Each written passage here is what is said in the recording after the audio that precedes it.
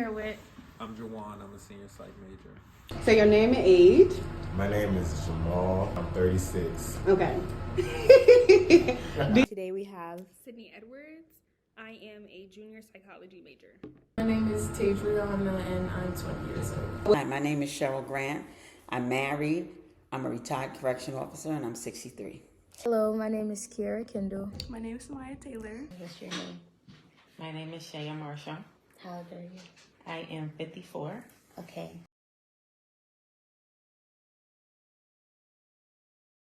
Black men and women in your family display different ways of expressing their feelings or resolving conflicts.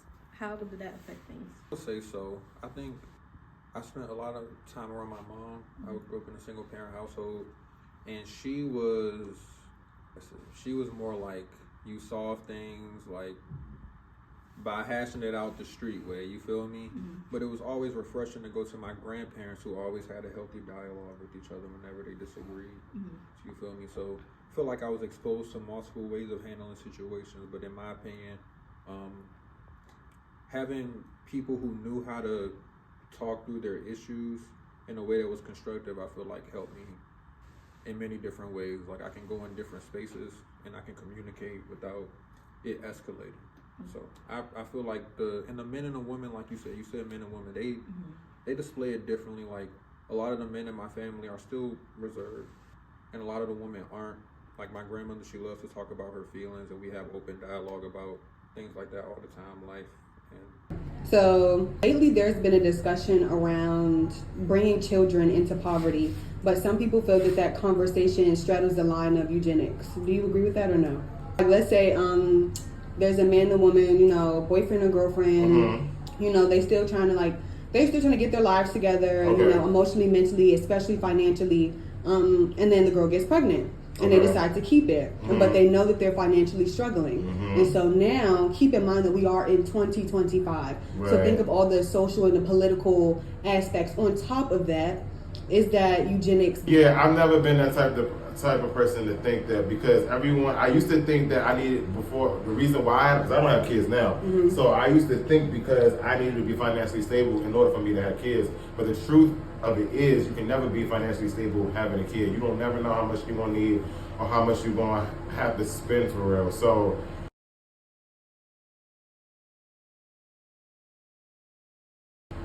more people have kids. I mean, this has been going on way before 2025. People have been having kids, been on their last dollar, broke, living in the streets for years now. And some of them made it work. Some of them probably didn't make it work. I'm not going to judge anybody whether they had their last dollar in their account or they got $1 million in their account over having a kid, because I'm not a parent. I can't speak on that. I don't think it's fair for me to speak on that. But I also think that if you are out here living your life, if you out there living like that, then you got to be mindful about who you bringing in this world. And it's selfish to bring somebody in here if you know your shit fucked up. So if your shit fucked up, don't bring nobody in this world. If that happens, you better put them first, because they're gonna snatch that baby away from you. Let's say these men and women, they knew that they did not have the financial means to have a child, but they still had a child, and now the child is now in a situation where they are financially struggling, not knowing where they're going to get their next meals from, and just that pipeline of constantly struggling, constantly having anxiety around your basic needs being met. How do you think that has an effect on, when they're older, the dynamics between Black men and women? Black women, having poverty and having all that anxiety and stress built up. Independent makes you hardworking. It makes you feel like you need to do it yourself, because if you ask somebody else to do it, feel like it's a burden on them, or do it yourself is not going to be done right. That's what I feel like. We just put out to be stronger than what we are. So I feel like we also have to live up to we're okay, this is how life works, and it's not. And it's not. The hyper independent, the strong Black woman, girl, ain't nobody strong trying to be resilient. And then for men, it's just honestly, I can't even speak on it. I feel like they have it easy. You feel like they have it easier? Yeah, I feel like men, they'll just go with their mom. Jody don't want to live with me. He want to live with his mama. Jody, my Jody. My baby and mama's boy, that's all. He ain't never gonna leave his mama. They'll go with their mom, they go with their dad, they go with their grandma. Like the difference with like a black mother and a black daughter. Within black family dynamics, do you think men are more infantilized than women? Can you give examples? Absolutely. Men are usually infantilized. A lot of black parents, not even just mothers, fathers, they both usually make the black boy in the family more helpless, even if they're the oldest, even if they're more independent.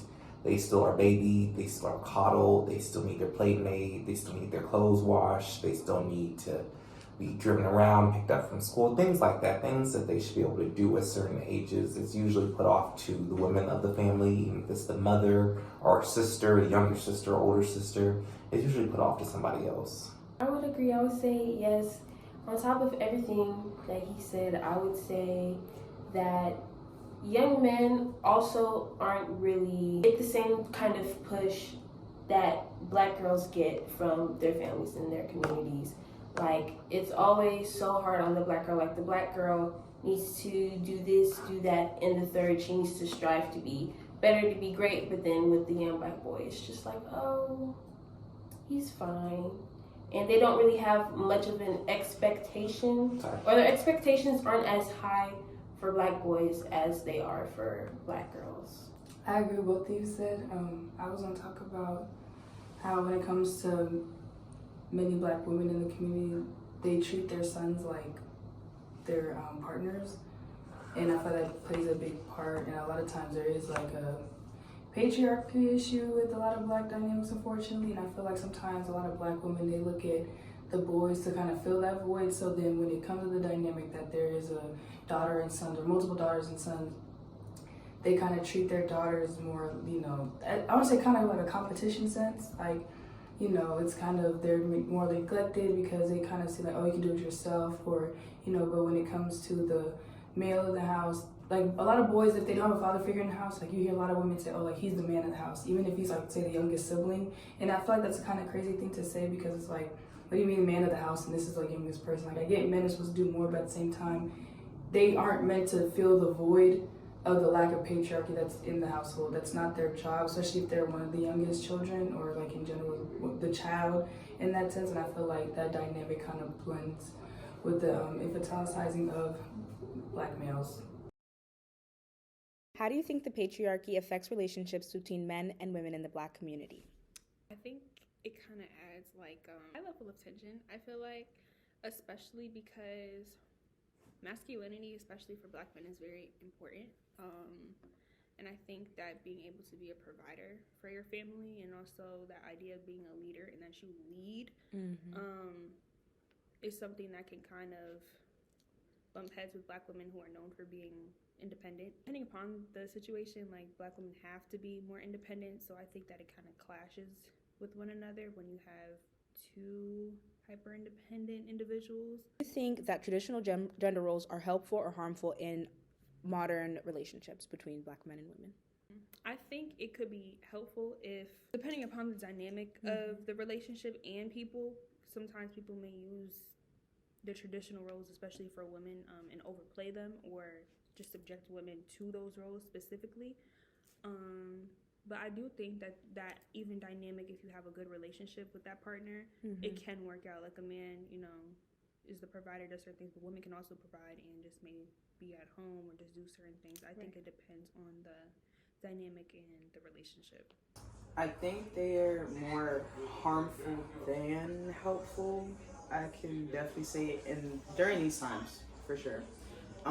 Just for the simple fact that there's this obligatory role for certain women to just be the caregiver, like cook, clean. That's boring. That's boring. We don't want to do just that, right? Mama got to get out the house too, you know. So like, but on the other hand, they're definitely helpful for the fact that there's always a sense of security, knowing that your man is always gonna be taking care of you and family, like you know, because that's his role. So you know, it really just depends on the family. Do you feel black women get judged more harshly than black men for being independent or outspoken in relationships? Yeah, I feel like it's not even about being a woman, but being black, period. Because black people are just interpreted as loud and ghetto. So with her being that already, and then she got all these kids running around, it only make it worse. Thank you. How has your experience as a black woman shaped the way you love? I try to love freely, but unfortunately, trust is an issue as a black woman. But I try to overcome that. Yeah, trusting and submission, being a submissive wife. I try to be a submissive wife, but unfortunately, we bring things from our past, from our parents' relationship, and that sometimes can be a challenge. The way I love? I feel like as a black woman, we go through so much that we stand guarded. So you think you love guarded? Like you love with walls up? Yes. Okay. Do you think society affects the qualities you look for? Like, do you think with the way, like, compared to, like, say, like, the 90s, right? Or whenever you had your first boyfriend to now, do you think it's changed because of the way society's changed? Yeah, What you the look way for? of that I look for. Mm-hmm. I think you become more guarded because, for me, black men in society, it is looked upon as bad. What's bad? Their actions, what they stand for, most of them. That's how they portray the black man. We got to get very deep on this for real. If the ladies are listening, you know what I'm saying? Family relations, growing up, you feel me? Did his thing with relationships going forward for me in a romantic term. I think that the way that has happened is that growing up, you feel me? Even though my folks is divorced now, you know what I'm saying? But when I was a young bull, I see my folks, they was together, you know what I'm saying? They raised me together. They raised LJ Wash, the Viral Sensation, together. You feel me? When I hit like high school, they divorced, you feel me? But I already had enough of that to know that marriage is a real thing. So going into it, I knew how to treat women. You know what I'm saying? My dad was the patient one. He knew how to listen, not be argumentative. You know what I'm saying? So I go into my relationship, you feel me, listening, not being argumentative, you feel me? Because I know, hey, sometimes, well, a lot of times the girl is wrong, but sometimes you just gotta sit there and take it like a champ. For real. Y'all be wrong. Come on, y'all be wrong. Y'all be dead wrong. And y'all be gaslighting. But in order to keep a relationship healthy, sometimes you just gotta let it go.